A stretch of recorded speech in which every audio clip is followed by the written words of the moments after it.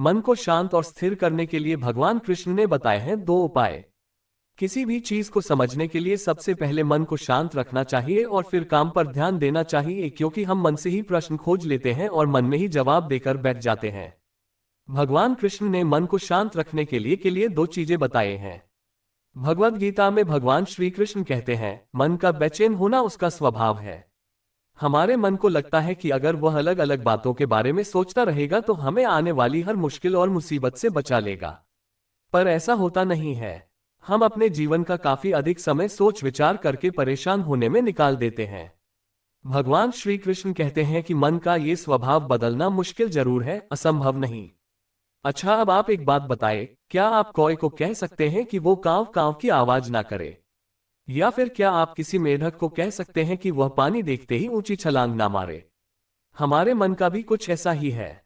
जीवन में कुछ भी होता है, अच्छा या बुरा, हमारा मन उस पर कांव कांव कांव करने लगता है।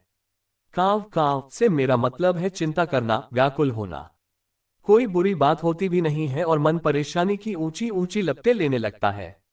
कभी कभी तो मुझे ऐसा लगता है कि हम में से कई लोग सिर्फ परेशान होने के लिए जीते हैं। सारी परेशानी, पीड़ा, दुविधा अक्सर हमारी मन की बनाई हुई कहानियां होती हैं।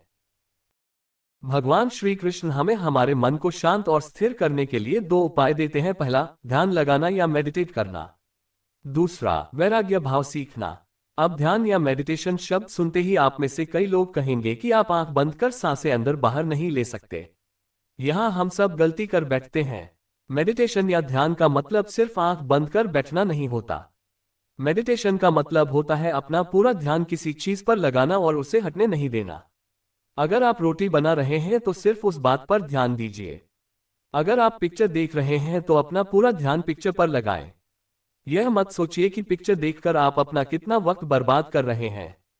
जब आप जीवन के हर छोटे बड़े काम को पूरे ध्यान से करते हैं तो आपका जीवन ही एक मेडिटेशन बन जाता है। ऐसे जीवन में शांति, स्थिरता, साहस और सफलता का होना अनिवार्य है। वैराग्य भाव दूसरा उपाय। वैराग्य का अर्थ यह नहीं कि आप सब कुछ छोड़कर जंगल में जाकर बैठ जाएं।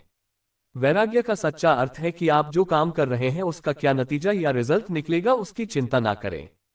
जैसे अगर आपने कोई इंटरव्यू दिया, आप ये कर सकते हैं कि पूरे मन से तैयारी करें और अपना बेस्ट देकर आ जाएं।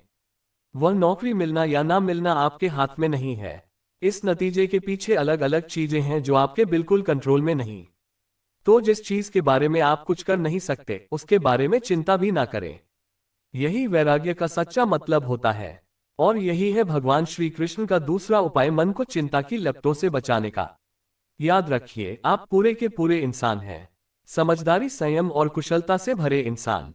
आपका मन जब भी कोई की तरह अलग अलग बातों पर आपको परेशान करने लगे तब अपने मन को भी प्यार से समझाए और शांत कर लीजिए। बस अपने ऊपर विश्वास रखिए कि आप कभी अपना बुरा नहीं होने देंगे।